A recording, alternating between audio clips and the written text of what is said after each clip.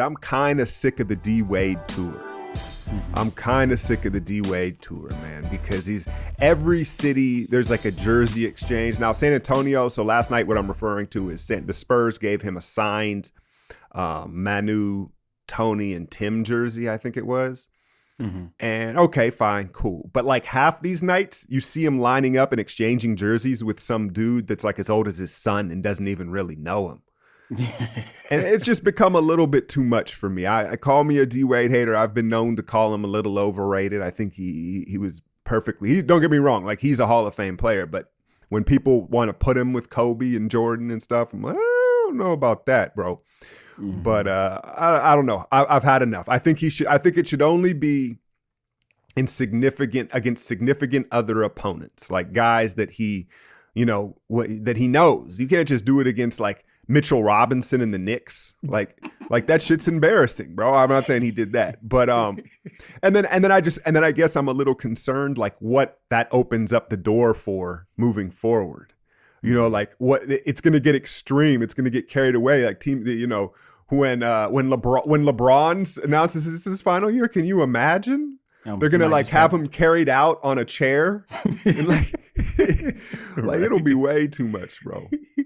He'll have one of those little machines where they shoot the jerseys into the crowd. You know what I'm talking about? The little shirts or whatever. Yeah. Just something way over the top, unnecessary. Yeah, I think it's just it could get carried away here quick. So, but doubleheader, ESPN. You had Boston and Philadelphia, which is always entertaining, and then the back end was OKC Toronto, which is they only play twice a year, so that was kind of an interesting matchup. Definitely. I saw Kyrie's Mighty Mouse dive into Redick. That was interesting to see. I think Kyrie had about 36 points last evening. He missed that fadeaway at the end, and Tatum made the 2-pointer near the baseline. And I always like to look at people's in-game faces to see how they kind of take it. It was tough when Jim the Buttface made that, well, not game winner per se, but, real clutch shot. You're annoying whenever Kyrie's just turning his back on you and having to bite his upper lip and be like, fuck, this motherfucker just scored on me. So you're a troll when you're bothering other trolls. That pose, he just held it hella long, staring Took a big-ass air dump right there on the baseline. You know what I'm saying? Right? I would have loved to just accidentally kick that fool with the back of my foot or something. But either way, the Celtics coach mentioned how Marcus was kicked out. And I guess he had felt some type of way about Embiid using those big-ass elbows of his to initiate screens. So I think Smarty had enough. It's funny. I guess that's what Kyrie called him in the interview, Smarty or whatever. So that's an interesting concept. But they were saying they had the lead prior to his ejection. He was fined $35,000 before for aggressively charging a Hawks player.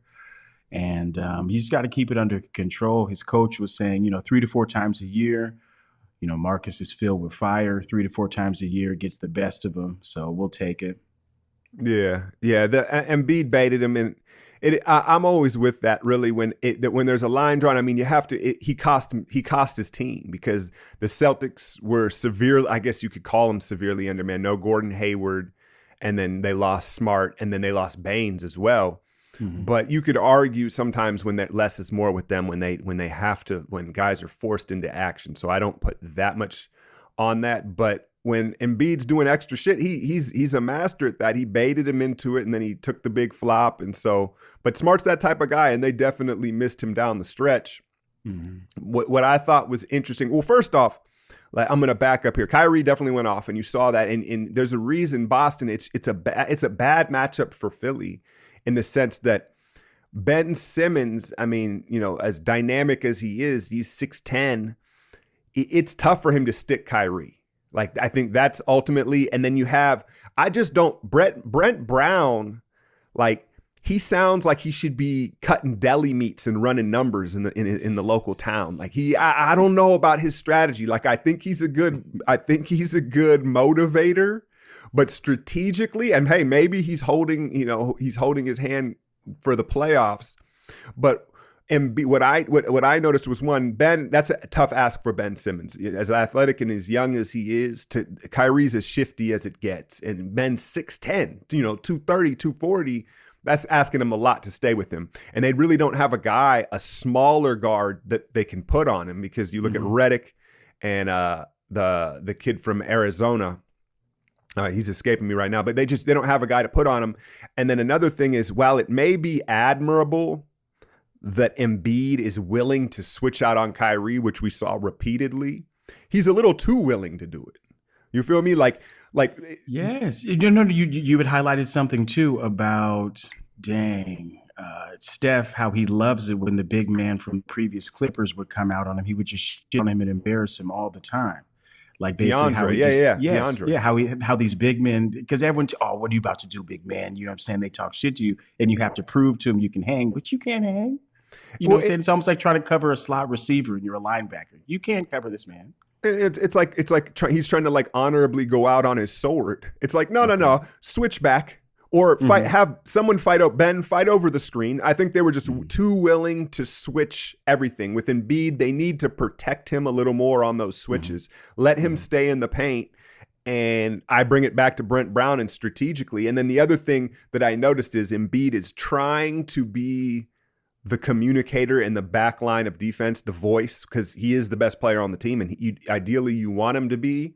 But I'm not so sure about him calling out switches and his decision making. And they were talking about it. I think it was Doris. They were saying how Embiid doesn't want to be thought of as a center.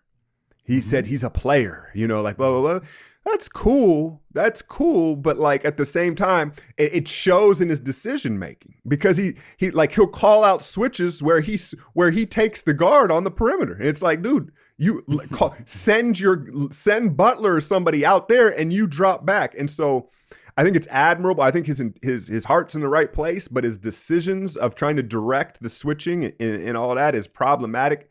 And you're just seeing Brad Stevens is the superior schemer. Yes. And Boston just kind of out physicals them. Now the Philly pulled away, and after Baines left, they missed Smart down the stretch, and Butler went off. It got me. You know what? I think it made me think about Butler is I think there is a direct correlation between being an asshole and being clutch. Yes, because you generally want to shut somebody down. You like that. You live for that. I could see it in his eyes. Like prior to the third quarter, I had questioned myself, what is this fool really offering? But then he kind of shows you. It's not every night, but he does have, I can't say the clutch gene or anything. It's just one example of it. But yeah, No, he's something clutch, about man. He's clutch. you mentioned being insatiable, like he's not pleased. Like he'd be the cat to after you had roasted somebody and they're already crying and feeling shitty to still go over and like fuck up their backpack or just do something whack to them in the hallway. Like I could see him just continuing, like everybody like Jimmy, chill, chill. But he's still okay continuing to be a dick. And you need that, especially in competition. If it can be channeled and used properly. And I think that also maybe so part of quote unquote being an asshole and I'll wear that crown as well. That crown, I'll say that crown, but that hat, I should say. But, because it's a positive in certain areas. But, and where it is what I think it correlates with the clutches. Part of that trait is not worrying about what others think as much. I think everybody does to an extent, right? But people that are quote unquote assholes, they may not be too concerned with other people's feelings or what they think. Yeah. And so I think that goes back to being able to be clutch. Because you saw where he's isolating there on Kyrie, he loses the ball and still just turns and pulls and hits the jumper, that air dump one, right? Because he just doesn't basically, in order to be clutch, you have to not care about the result is ultimately what I'm getting at. And guys that kind of have that chip on their shoulder, that assholeness, they already have that built in. Speaking of that, it was kind of funny what Rozier had said about Embiid. He had called him lame or something like that. And he had stated, man, they hadn't beat us since Iverson or something like that. And I guess that kind of riled him up. What are your thoughts about poking the bear? I mean, there's some people that you don't really want to piss off because they're just going to shit on you. So Embiid responded, yeah, everybody should know I love it whenever the crowd is involved. That shit gets me hyped. Like, I love that shit. So maybe there's some cats that you don't really want to rile up or get into that high level of intensity because it's not going to favor you. You know what I'm saying? So Embiid definitely wants the smoke from what he's saying. Rozier had pumped him up. Rozier had a good night last night too. I think he came out like 4 for 5, like a very nice Yeah, they shooting they dropped performance. 39 on them in the first quarter. They were shooting ridiculous from the 3-point line. That's why I said, if you're Boston, you say, all right, well, we didn't have Hayward or Smart and stuff like that. But the depth of that team, we've seen it over and over again. When they are undermanned, they're almost better because they have so much depth and it defies roles better. Mm-hmm. But yeah, I definitely think Embiid is a guy that feeds off that. He invites that because he uses it. He alchemizes it into his game. I would say like someone like Harden or Kawhi, which both those guys are pretty unflackable. It might serve you well to fire them up because that's not their area they're comfortable in, and you don't really see it, right? But you know what I'm saying? Could you imagine though if you got Harden like cursing and getting mad in a game? It would be dangerous. Yeah, well, I'm I just think saying it I would don't know be if it would be aggressive. optimal for Harden. I'm not saying I Okay. don't think he would back down. Mm-hmm. I'm just saying I don't know if that's where he's comfortable. Like you look at like Steph. When Steph's at his best, it's when he's happy, he's smiling, he's loose, he's playing with joy, right? Like obviously Russ, he wants to get there every night. He gets there before before the tip. Mm-hmm. Mm-hmm. So it depends on the dude. And I got you. but I just think this matchup, if they're bound to meet, well, I won't say they're bound to, but obviously there's a good chance they see each other in the playoffs, and it just seems like Philly has the talent edge, but they just repeatedly do the same things. They don't really change their scheme. You listen to Brent Brown, and he's just like, "We got to play harder. We got to close out, box out, and just go." And you're like, "Dude, like you may want to change some of the strategy, bro. Like Okay. you may like with like Embiid still doesn't get out on Horford on his threes." And they're still trying to switch. Kyrie gets whatever switch he wants. And so I really think it's a schematic and coaching deficit between these two teams is really why Boston owns them. Mm-hmm. I thought Tatum, I want to give Tatum some credit. I think he's more explosive than I thought he was. And you're seeing it now because he's just like we talked about this. He's not messing around anymore. He's just ripping and going. Less is more, and he and Jaylen Brown, they're just keep sticking to the basics. Catch the ball, rip through, and attack.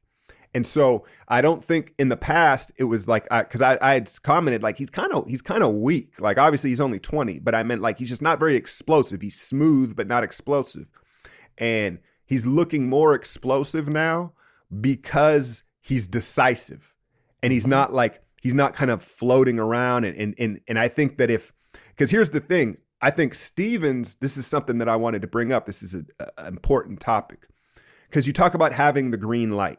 You give a young player the green light.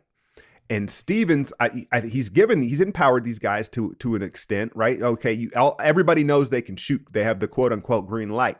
But what's important with the young players is, do they feel they have the green light amongst the other players?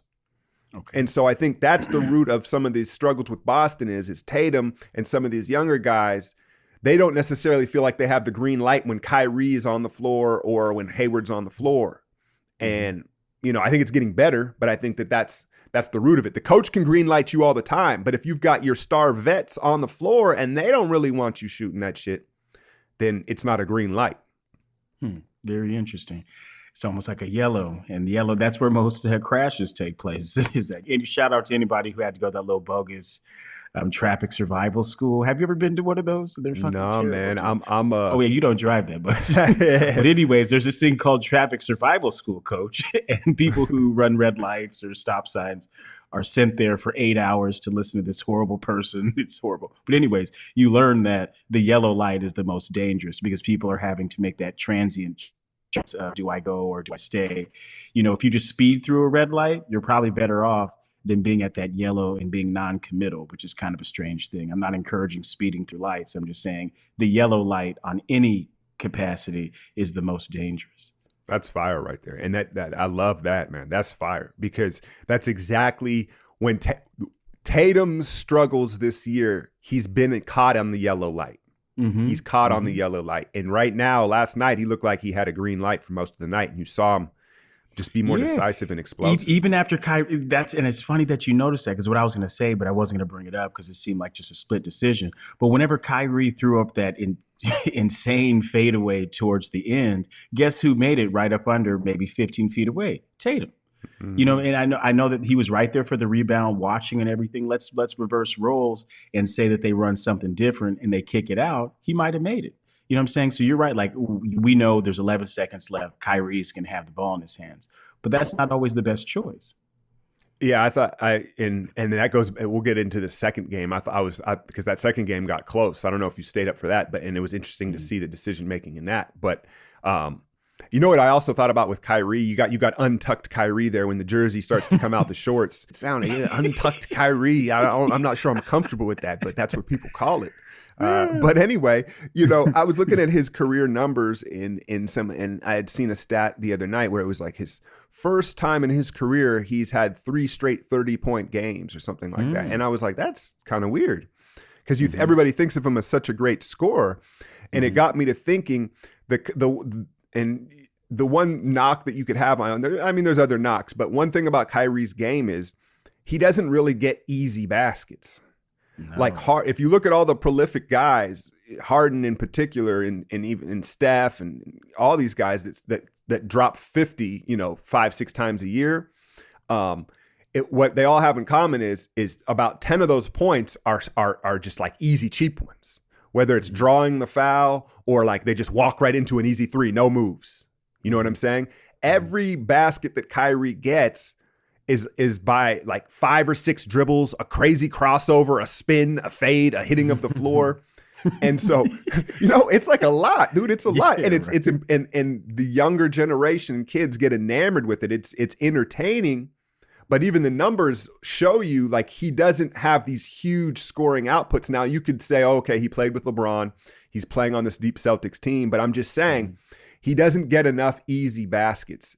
And I got so, you. you know what I mean? And so he kind of hangs in the 30s. Even last night he started off 16. He got some easy ones early. He did. I'm not saying this is like by law. Like, don't get me wrong, every now and then he gets an easy basket, but I'm talking about the majority of his baskets. He Mhm. puts a lot of work into getting the baskets. You know Mhm. what I'm saying? He doesn't get enough easy Mhm. ones. And he started off 16 in the first quarter. You would think he would have more 40 and 50-point nights, is my point. And he doesn't get to the free throw line and he doesn't get easy baskets. Well, I was going to see what you thought too about who's up next to get the big money. You think Zion Williams is going to get paid on a major shoe deal and be the next person commanding a huge contract or something like that? Because I was watching him and like all I see is highlights of him stealing the ball, running up court, and Sean Kemp dunking hecka nasty, which is cool. But in the NBA, you don't get any extra points for how cool you done, and he's probably not going to be getting that many steals and going coast to coast. Although I didn't realize that he was in such he's just so muscular. I know the pause or whatever, but it's insane. Like his body structure is ridiculous. Do you think that that will translate well to the next level, I'm or gonna will he steal. be a? I'm gonna steal something from you here because it was such fire. But I'm crediting you pre. But you nailed it. He looked. This motherfucker looked like Shaq in Blue Chips. Yes. Like he looked like Shaq in Blue Chips. Like you're just like, oh, this is a movie. This motherfucker's in a movie. Yeah, yeah, Um, bro. That sweaty ass gym. yeah, This is crazy. he looks But will crazy it out there. transfer though? We've seen tons of people who are very. Can he shoot? He's got a It's jumper. look, Can he it's not shoot? broken. I'll say this. Like you look. I kind of think of myself as a shot specialist, a shot doctor, and I don't Mm-hmm. have like the greatest fundamental form, but I'm a shooter, and Mm-hmm. and so I can look at a dude shoot usually once, and I'm like, okay, that's a problem. Don't do that again.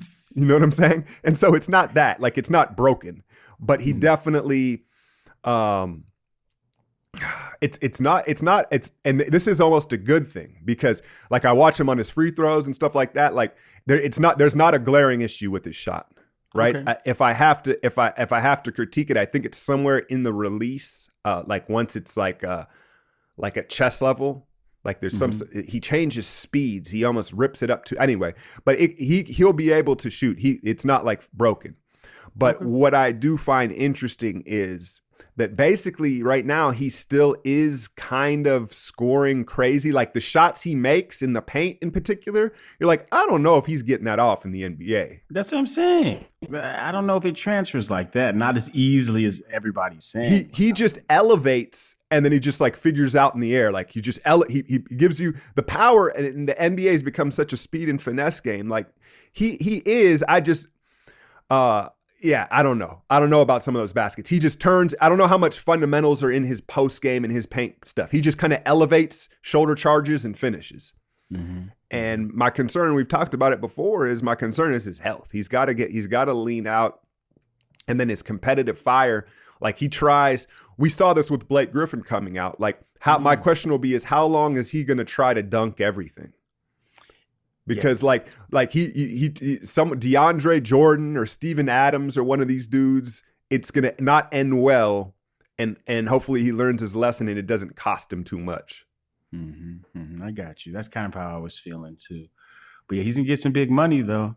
And I'll ask you later on. But like, if you had a shoe deal, what number would you wear, and what would your shoes look like? But we'll get to that if we have some more time.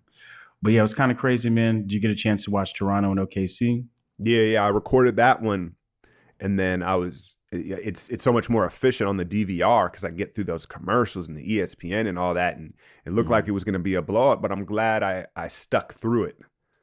Well, I just had some questions for you about Kawhi's game. It seems very upright, and there's not so don't take me wrong. I'm not saying there's not a lot to it, but he does 2 or 3 things really, really well, and it seems pretty much unstoppable. I don't ever see him crossing anybody real nasty. It's kind of a quick bap, get taller than you, score, bap, get inside of you, slash, score. So I had a few questions about Kawhi's game, but he locked up George for about the first 46 minutes. Paul George was struggling a little bit last evening. He came in later on towards the fourth and hit a clutch 3-ball, and they clawed back. Russ last night, I think, had 42. He had some early fouls. Did he score that many? His outside. So. I've never seen him shoot the 3-ball that well. My God. Yeah, he kind of single-handedly kept them in it.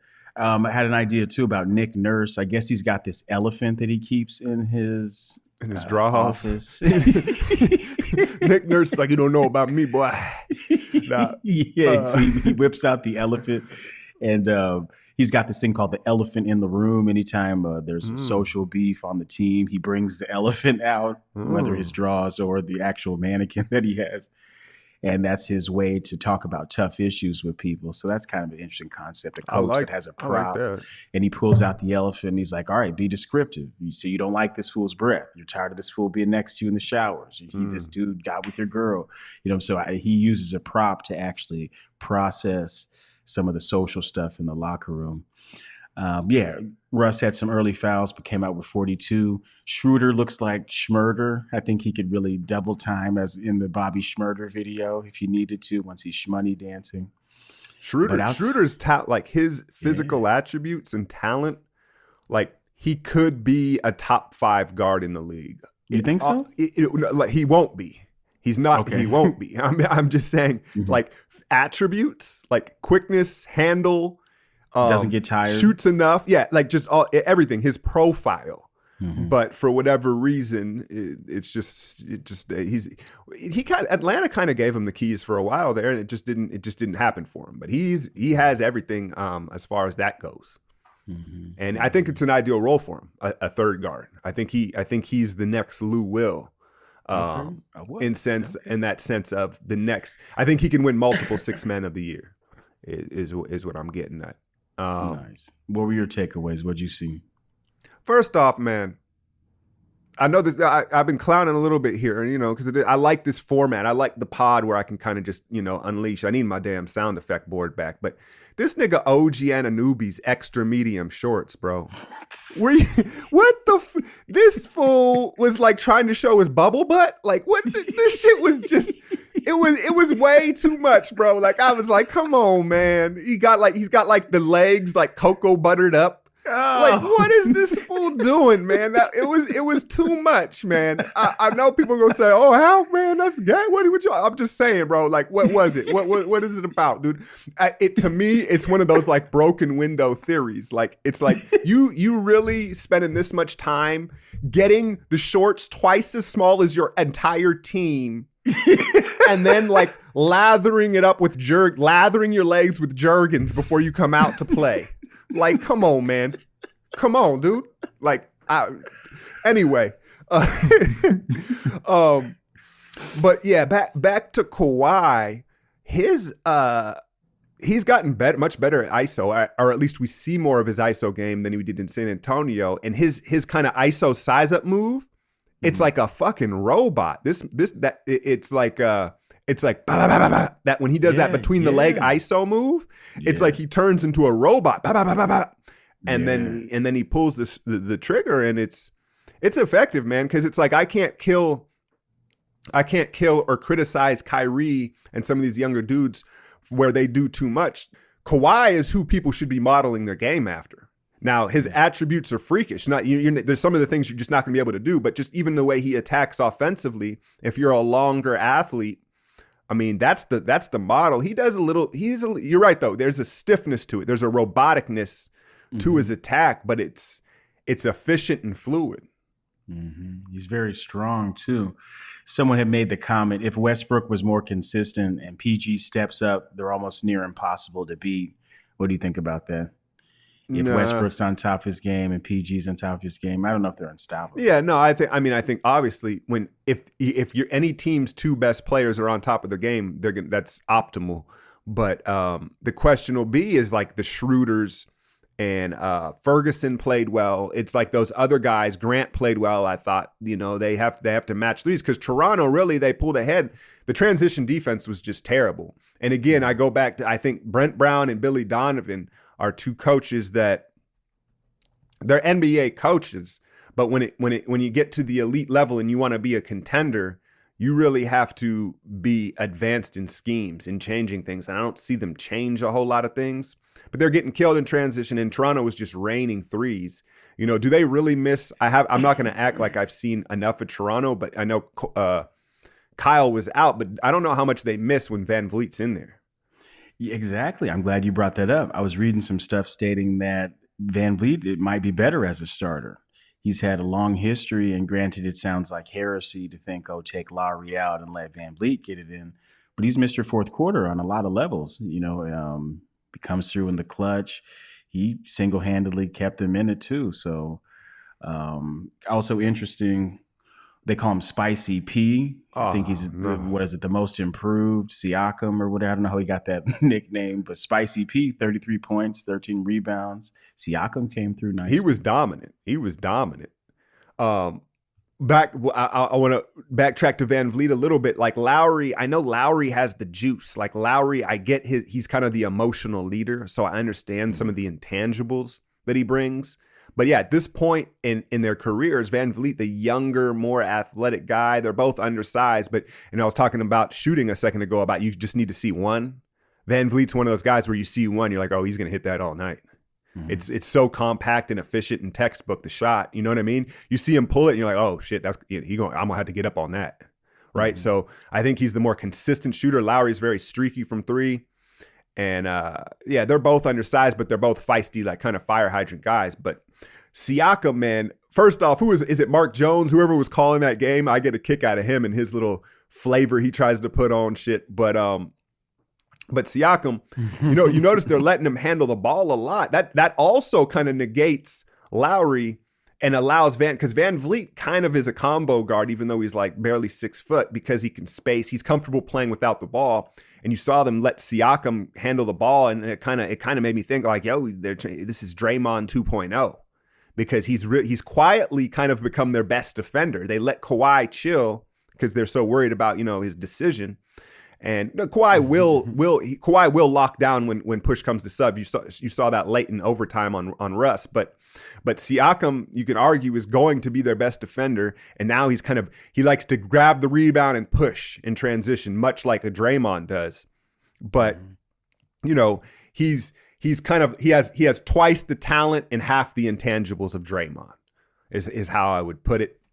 But ultimately, his slashing is crazy because he's so long, and then a lot of guys that size and slashers like that, they're kind of in a straight line slashers, and because he has that spin move, and he kind of has like the Euro, he's shifty for being that long, right? He doesn't not necessarily have to slash in a straight line. And so he can hit you with a pause, like he might spin back on you, and then boom, his length's got you at the rim. And then he's insatiable. He's much more of a scorer. The better comparison, because Draymond, they're very different physically, right? The better, who he reminds me of is Lamar Odom, is a young Lamar Odom. And Odom was a much more natural basketball player, playmaker. And this kid Siakam, he likes to score. Like his, you know what I'm saying? He sees lanes to the rim or attacks lanes to the rim that a lot of guys just don't. So what do you think about the playoff push? I think that leaves Toronto as 51-21 or something like that. I could be wrong, or maybe they're 52-21 now. They're right behind Milwaukee now. Okay. Because Milwaukee, man, I had done a video on these injuries. Brogdon with the plantar fasciitis, and that now Mirotic like fractured his thumb or something like that. Mirotic has always been injury prone. I'm not quite sure what the deal is with him because his style of play doesn't really suggest that. It's, he's a perimeter spacer, but they could catch Milwaukee here, and you think you'd want to, given one, traveling north to Toronto, that's a distinct home court advantage, and unless you're playing LeBron, and then the other thing is Kawhi has missed like he's going to miss a quarter of the season here due to load management. You look at the record, they're 1-2 games behind Milwaukee. Does Kawhi play out these final 10 games to get the first seed because Milwaukee here is chipped up and it's possible? I don't know. That's an interesting call. But if I'm Toronto, I for sure want the home court over Milwaukee. I don't feel secure. They don't have the leverage of the Warriors. The Warriors can kind of say all they want. It doesn't matter. We'll go anywhere and win. And people can kind of believe that, right? You know what I'm saying? They went into Houston Game 7 and they have the clout to say that. Toronto doesn't have that. They might want to grab that home court.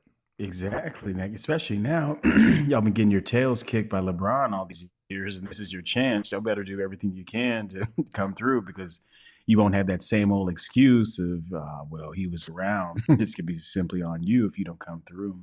But I thought that play, I think it was before overtime. It was to try to win it before overtime, where Toronto, Nick Nurse called a timeout, and they went to Siakam over Kawhi, and they set up that play because he was getting buckets. I agree with it, and I like that Nurse did that because in the context of the game, I think Siakam was the guy to go to, and I was curious to see. I kind of assumed it would go to ISO Kawhi, just because I thought that's like they're kind of placating to him all season long. Not that they shouldn't, but I like that Nurse had the courage to go to Siakam, but the play design put him in a bad spot because they wanted to give him a head of steam coming from the backcourt, and that was just too easy. It was Schroeder that stepped over and took the charge. And when you see a dude moving downhill from mid court, that kind of gives you time to come slide over and take that. I think, it's easier said than done, but it would have been better suited to have him kind of curling instead of coming just straight downhill. But I liked the courage of the call. I'm not sure if you saw it, but there's this dude named Egg Boy, and I guess he had smashed an egg on this Australian cat's head because there was that shooting out there or whatever. And if you get a chance, review the footage because it was a very bold move for this young man because it was live TV. And he's just posted in the cut, and he has this egg in his hand and he cracks it over this man's head while he's doing an interview. Two of my takeaways from it, you got to watch it, was that's a Super Bowl move. And the way that the older man slapped the younger man was just like a dad telling his son, like, why didn't you take out the trash? Like, it was just a very distinctive because the dude got the egg smashed on his head and then he had a second to think about it. And he gave him just two real cool pimp slaps to the face. And then the second thing was when they were detaining the man, having him on the ground with 5 people choking him out, it's amazing this young kid didn't die. Like, it was just insane the way they restrained this fool. I'll have to send you the footage. But he did it in response to that shooting that took place, that horrible shooting.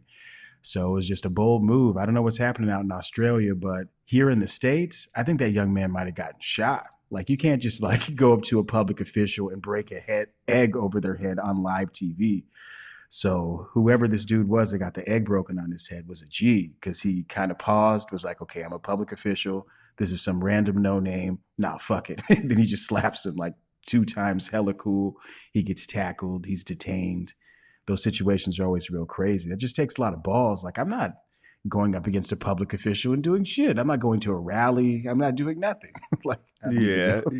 I didn't know the story, and that makes sense. That's why Ben Simmons had an egg boy on his shoes. I saw that little headline and I was like, it's interesting. So if you get a chance, everybody check out Egg Boy. I bet you don't have I don't want to call it balls, but most of us, you'll notice it's a kid. I don't think an adult would have done that. You know better than that, because this fool got choked out nasty by like 5 people. It's real bad. It's very bad. Yeah, I don't know, man. Yeah, the world, if you turn on the news, will give you some perspective real quick, man. But right. I'm debating if I'm trying to work around this knee. I injured my knee hooping on Saturday. Dang, what happened? I'm trying to figure out if initially I thought it was like a ACL or MCL strain. I've been working on kind of my Kawhi move here, but I don't look the same as him doing it. But working out of the split dribble, boom, boom, boom, boom, boom, and then just pausing and hezing and going out of it, and I was real successful with it. But then some little critter, these little dudes, they'll like stab at the ball, and they stabbed, and I got knocked off balance and went down on my knee, and it was sore. I played through, but it's been sore. This is Saturday, and then, but as the injury goes on, I'm kind of thinking I think I may have just banged it. I think it's more of a contusion to the knee. Yeah, that's what I'm saying. Like if you hit the dirt or you hit the court, that's a different scenario. That's more bruising. You know what I'm saying? That's bone on muscle type stuff. But as long as you didn't hear like a rip or a weird movement, it might be straight. Do you ever do any single leg training to where you just focus on one leg? That's what I have been, and that's what I'm hoping it's a bruise, and I think it is, because I played like 3 games after, but it really changed my game because it's my right knee, so that's my step back, and it took away my step back, and that's kind of my go-to. But I've been since I hurt my back months ago, I've really started to prefer leg training over upper body training. Yeah, well, I mean, as an athlete, I mean, God, and I can't think of a sport besides maybe golf or powerlifting, bench, where upper body stuff is the most key. Track, lower body. Soccer, lower body. Football, I mean, if you're an offensive lineman, yeah, upper body maybe, but not really.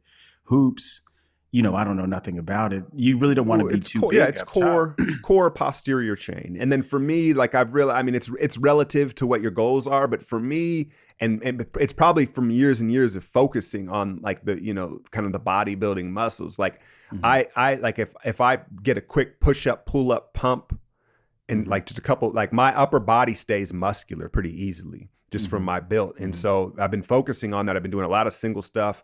Nice. Just like daily squatting of just 45 plates and stuff. Yep. And so this is kind of I've realized how I didn't even realize. I kind of slowly like went into it. And now with my knee sore this week, I've realized, dang, I like legs better than upper body. I don't even want to come in, because in the past, like when I was 25, if I hurt my knee, I'd be like, I'm just doing curls for a month. Like, you know what I'm saying? And so and now I'm like, man, I don't want to go in here and fucking do no shoulder presses. Like, get the fuck out of here with that shit. Yeah, fuck. But I went over to the machine where your legs, it's like a glute machine where you close and open your legs. A lot of the women use it. Yeah, the girly machine. Right. I'm going over there. I'm like, all right, well, this won't hurt my knee. Let me activate the glutes. And as soon as I sit down, like if it was a cartoon, there would have been like green steam. Oh no! It was like a savage wave fart. Like I knew the essence of it, where it was like, oh, someone had the immediate shits. Like they should get off the gym floor. And so I'm like, oh man, and me, I always, when I walk into something like that, I'll kind of like make a little noise. And I'm kind of glancing in my view of like left and right, like, oh, what the fuck, dude? That's it. Like, there's one thing. It's one thing to just walk into. There's levels of it, right? You know what I mean? It's one of those ones where you're like, like you think about moving, right? So I glance left and right. I don't see nothing. I do a set, I stand up, I turn around, and sure enough, there's this big muscle booty hoe. on the kickback with her fucking veins in her neck and shit. And I'm like, I know this is you. You on the kickback machine just blowing heat with no regard for human life. The shit was devastating, bro. But but so yeah, I was appalled. I kind of let it be known. Took off after the single set. But that's the life in LA fitness, man. It's you go to a commercial gym like that, you're bound to walk into some shitty situations. Yeah, well, I feel for you, man. That can be very uncomfortable. It makes you really want to choose if you want to continue or not. Well, that's the new life. That's the new lifestyle, right? These muscle booty hoes, man. They're drinking more whey shakes than us, and so right. They're too much protein, and that shit was seeping out like a septic, bro. Oh shit. Yeah, man. Well, I hope that knee repairs. Then you get your sense of smell back. Oh shit, never. I think it's enhanced. When you're debilitated, your other senses enhance. I was like, because that shit was like a demoralizing scenario for me. I think I fuck around and left. Oh man.